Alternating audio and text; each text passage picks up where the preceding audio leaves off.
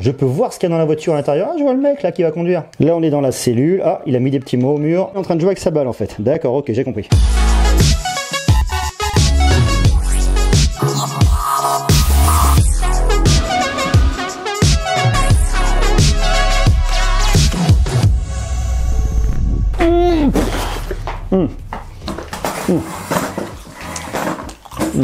Sont rien de chamallow. On a reçu des nouveaux colis.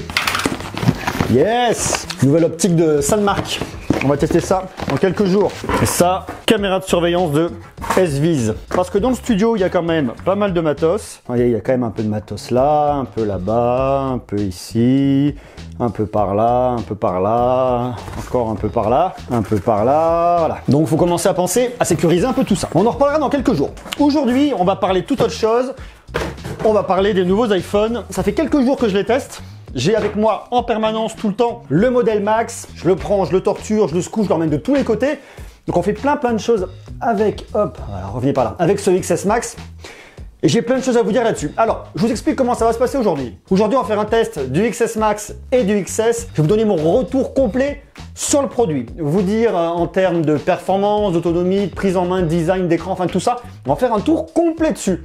Complet, oui, sauf sur un point. Le dernier point qu'on abordera dans une vidéo à part, c'est la partie photo, vidéo. Il y a vraiment un focus qui a été fait là-dessus. Donc on va prendre le temps de le regarder tranquillement sur une autre vidéo. Donc ce qu'on va faire aujourd'hui, c'est qu'on va checker ces deux smartphones. Puis vous allez me dire, vous en commentaire, ce que vous en pensez.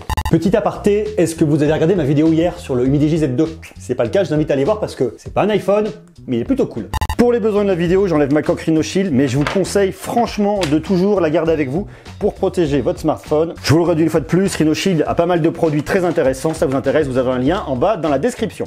Moi, il y a toujours un truc qui est hyper bizarre lorsque je vais tester des iPhones. Je vous explique. Ça, c'est l'iPhone que j'utilise tout le temps. C'est mon iPhone 6S. Vous avez à côté l'iPhone 10S et à côté l'iPhone 10S Max. On a donc trois iPhones, 3 fois le même fond d'écran. C'est exactement la même chose. Et moi, il y a toujours un truc qui me chiffonne un peu là-dedans. C'est vraiment un truc tout bête, hein. C'est quelque chose de très personnel. Mais quand je passe de mon iPhone avec ce fond d'écran, avec mes applications, avec tout ce que j'ai à l'intérieur, et que je le transfère de façon très intuitive et très facile. D'ailleurs, je vous l'ai montré dans ma dernière vidéo, justement sur le unboxing. Je transfère sur un nouvel iPhone. J'ai l'impression, au final, de dépenser beaucoup d'argent pour avoir le même iPhone. Alors, je sais que c'est pas du tout le même iPhone. Je sais, c'est pas le même iPhone. C'est pas le même produit, mais c'est la sensation que ça me fait. Et c'est juste ça qui est relativement bizarre. Je sais, hein, les produits sont pas du tout les mêmes, on n'a pas les mêmes écrans, LCD OLED, c'est un vieux truc, c'est quelque chose d'extrêmement récent avec toutes les nouvelles techno à l'intérieur. Donc je le sais, j'en ai conscience, intellectuellement je le sais, mais ça me fait quand même hyper bizarre. Petit aparté, on ferme la parenthèse. Ce sont vraiment les mêmes iPhones. La grosse différence que vous allez avoir, c'est l'écran et la batterie. Vous avez un écran de 5,8 pouces, un écran de 6,5 pouces. C'est le plus grand écran jamais fait par Apple sur ces iPhones. Une batterie forcément qui va être plus puissante pour s'adapter à la différence de l'écran, qui va consommer beaucoup plus. Ce sont des écrans OLED, compatibles HDR, Dolby Vision, des écrans Super Retina et surtout super lumineux. Là, je vous emmène à l'extérieur. Là, il y a du soleil, vous le voyez bien. C'est un soleil de mois de septembre, on n'est pas sur un soleil de mois d'août. Néanmoins, la luminosité poussée à fond, on y voit extrêmement bien. On est en plein jour. Regardez mes mains comme elles sont exposées. On y voit extrêmement bien et cet écran est vraiment hyper agréable. Alors, je ne sais pas si vous vous rendez bien compte tout de suite au travers de la caméra, mais on voit vraiment bien. Il y a un vrai confort de lecture. Cet écran est vraiment extrêmement lumineux, bien plus lumineux que les Samsung Galaxy S9 et S9 Plus.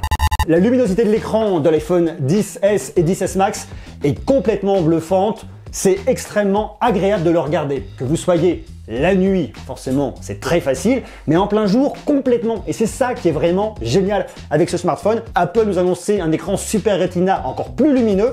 Et là, pour le coup, ils n'ont pas menti. Pour regarder vos séries, vos films, YouTube, tout ce que vous voulez, c'est vraiment hyper appréciable. Mais là où c'est vraiment très impressionnant, c'est lorsque vous arrivez sur le modèle Max. Là, vous avez un confort de visionnage qui est complètement incroyable. Regardez la différence. D'un côté, vous avez ici l'iPhone 5,8 pouces et l'iPhone 6,5 pouces.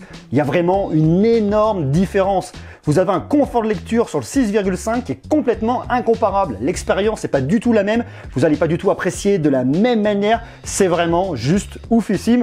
Et c'est vrai que moi j'utilise depuis quelques jours. Je me suis complètement habitué à utiliser cet écran 6,5 pouces. C'est complètement hallucinant. Mais c'est pas tout, parce que vous avez aussi une qualité audio qui est complètement dingue. Haut-parleur stéréo. Je vais vous mettre le son à fond, vous allez voir. Haut-parleur qui se situe ici. Deuxième haut-parleur qui utilise le parleur là.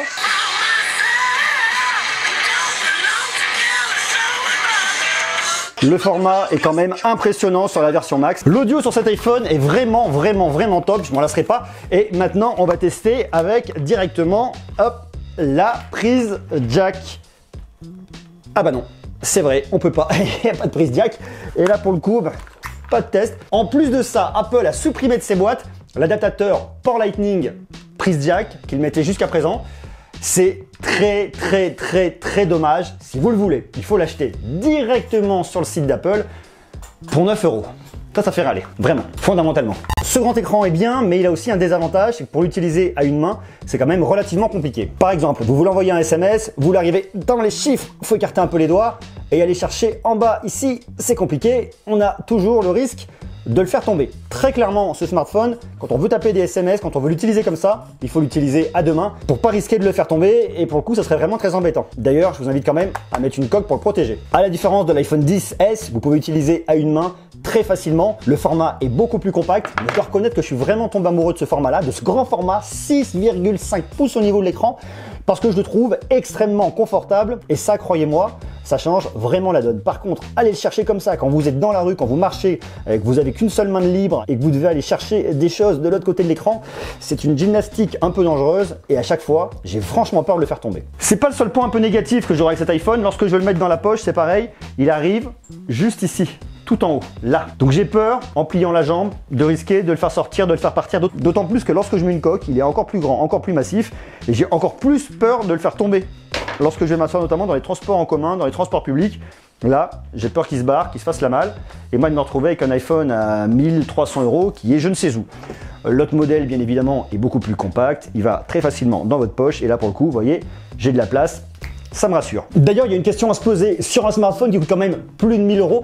Est-ce que ça vaudrait pas le coup de prendre une assurance? Je sais, il y a plein de personnes, moi le premier, qui suis relativement allergique aux assurances sur les smartphones, mais ça me paraît pas déconnant d'aller assurer un produit qui coûte 1300 €, d'autant plus que c'est un produit que vous avez tout le temps avec vous à la main, qu'on peut très facilement perdre, très facilement se faire voler, très facilement casser. Il faut le protéger, c'est une évidence, mais l'assurer, c'est pas forcément complètement stupide.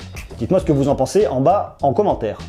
Le design, je vous en ai déjà parlé, il est relativement inchangé par rapport à l'iPhone de l'année dernière. Il y a des petits changements au niveau de l'antenne que vous allez retrouver ici. Je vous en ai déjà parlé dans ma vidéo de unboxing. Mis à part ces petits changements, ils sont vraiment similaires. On est sur une version S. On est donc sur une mise à jour de l'iPhone 10. On n'est pas sur un tout nouveau modèle.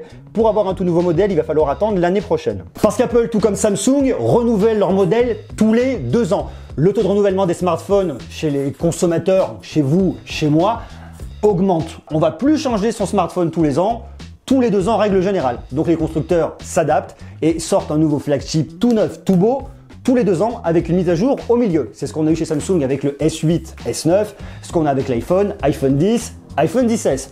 Donc si vous voulez vraiment de la nouveauté chez Apple, il va falloir attendre l'année prochaine. Néanmoins, ce smartphone, même s'il n'a pas de la nouveauté d'un point de vue esthétique et en termes de fonctionnalité, il a de vraies belles mises à jour.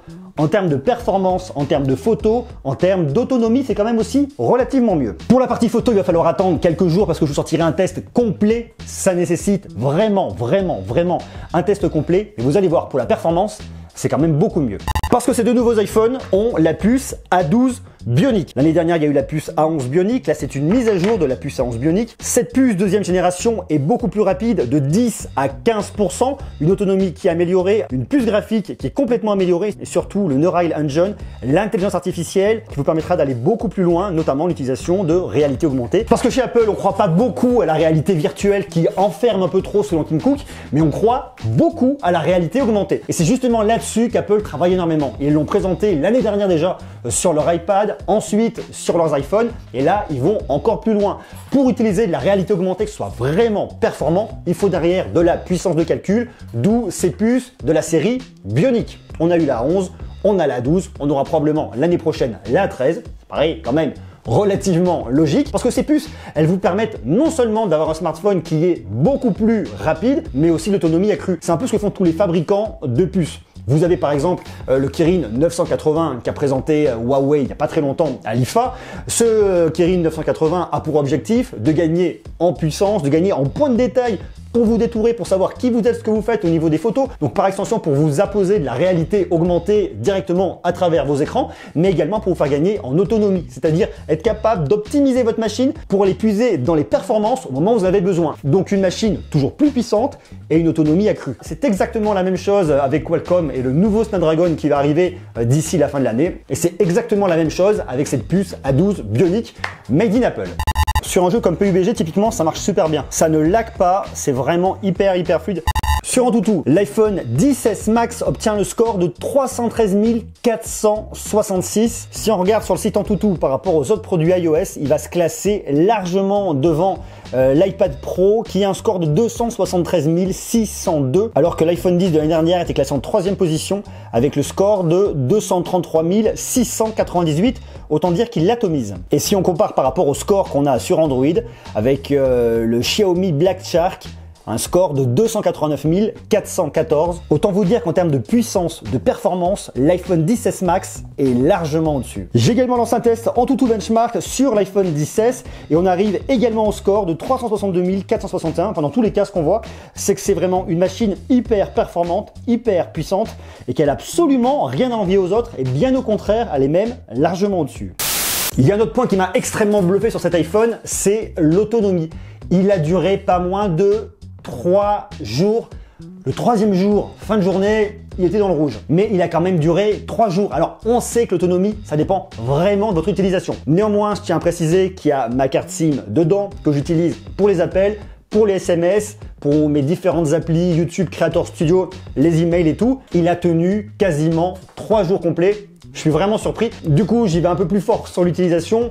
Il me tient 2 jours sans aucun problème. Donc si vous êtes vraiment un sauvage en termes d'utilisation, que vous êtes tout le temps sur vos applications, tout le temps en train de jouer, tout le temps dessus, déjà vous allez vous flinguer les yeux. Je vous conseille un petit peu de ralentir parce que là vous êtes à mon avis quand même relativement un sauvage. Mais si vous êtes vraiment tout le temps dessus, vous tiendrez une très grosse journée, une journée et demie sans aucun problème. Et si vous l'utilisez comme moi, pas tout le temps mais beaucoup, 2 jours sans problème, et si vous l'utilisez de façon un peu plus raisonnée, un peu plus cool, vous pourrez le tenir 3 jours. C'est vraiment impressionnant en termes d'autonomie et c'est là-dessus qu'on voit aussi que la puce A12 Bionic fait vraiment le job. Alors Apple a annoncé une autonomie supérieure de 1h à 1h30 par rapport aux différents iPhones.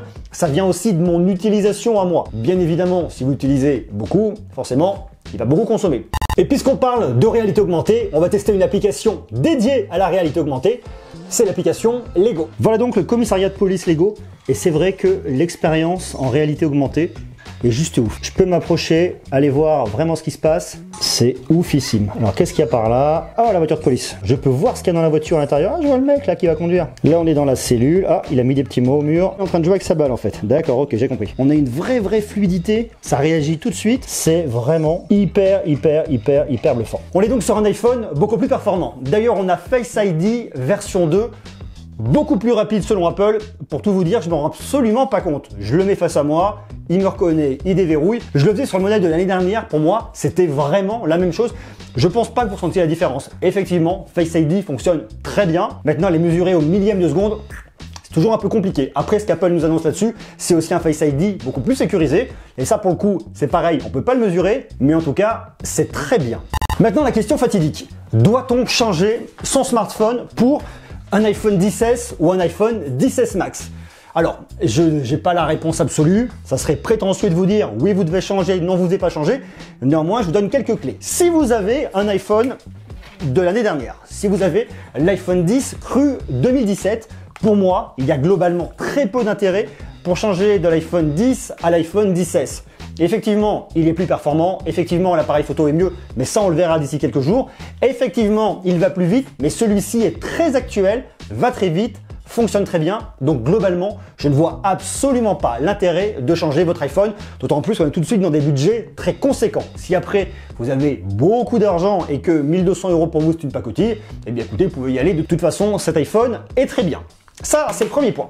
Deuxième point, si vous avez, comme moi, un vieil iPhone 6S, et que vous en avez, comme moi, ras le pompon, et que vous vous dites, comme moi, il faut que je le change, d'autant plus que j'en ai plein entre les mains et je me dis à un moment, bon, il va peut-être falloir y passer. Dans ce cas-là, il y a un vrai sens de changer. D'autant plus que sur des iPhone 6S, 7, 8 c'est un peu moins vrai, mais quand même, il y a une vraie différence significative. Mais les iPhone 8 et 8 Plus me paraissent quand même moins obsolètes d'un point de vue performance parce qu'ils ont la puce A11 Bionic, mais ils me paraissent complètement obsolètes du point de vue du design parce que vous avez ce vieux look qui n'est plus du tout actuel en 2018.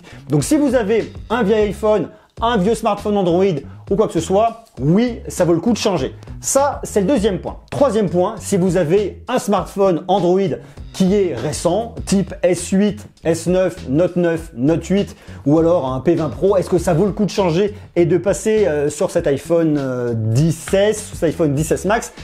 Pour moi, ça vaut pas forcément le coup parce qu'on est effectivement sur un smartphone très performant, on est sur un smartphone qui est extrêmement bien fini, qui est très cher, mais je peux vous assurer qu'il vaut son prix, même si la question du prix fait toujours débat, il vaut son prix, mais ça on en reparlera dans une prochaine vidéo parce que je vais vous détailler le tarif de l'iPhone et expliquer pourquoi il vaut son prix. Vous me direz d'ailleurs tout ce que vous en pensez à ce moment-là en commentaire, mais si vous avez un smartphone Android haut de gamme, je pense pas que ça vaille le coup. Attendez, à mon avis, plutôt l'année prochaine, du côté de chez Samsung, il va y avoir du changement avec le S10 qui devrait mettre une grande claquasse au reste, plus la réalité potentielle d'un Samsung Galaxy X, smartphone à écran pliable, qui devrait arriver aussi probablement l'année prochaine chez Huawei. Donc il va y avoir pas mal de choses qui vont se passer en 2019. Donc je vous conseille un petit peu d'attendre quelques mois pour voir ce que ça dit. D'autant plus que l'année prochaine, Apple va également renouveler sa gamme avec probablement un design revu, repensé. Donc bon, dans la mesure où vous avez un smartphone actuel, je suis pas sûr que ça vaille le coup. Maintenant, la question peut toujours se poser, est-ce que ça vaut le coup de mettre 1200, 1300 jusqu'à 1600 €, même plus de 1600 € sur un smartphone? La réponse ne m'appartient pas, elle vous appartient à vous. Il y en a pour toutes les bourses. Donc ça dépend vraiment de vous, de vos moyens, de vos besoins, de vos envies. Donc ça reste très personnel. Voilà, en tout cas, je vous ai glissé quelques clés. À vous maintenant d'en faire ce que vous voulez. Merci à vous. Alors je vous dis, restez connectés parce que d'ici quelques jours, on va faire un comparatif iPhone 10 versus iPhone 10S. Comme ça, on va regarder si ça vaut le coup de changer, oui ou non. Je vous ai déjà donné mon point de vue, mais on va quand même comparer point par point, voir un petit peu quelles sont les différences notables. Et puis pourquoi pas, si vous devez acheter un nouvel iPhone cette année, est-ce que ça vaudrait pas le coup d'aller sur l'iPhone 10 de 2017? Donc ça, on va le voir d'ici quelques jours. Je vous invite donc à faire une seule chose, c'est à vous abonner et à rester connecté.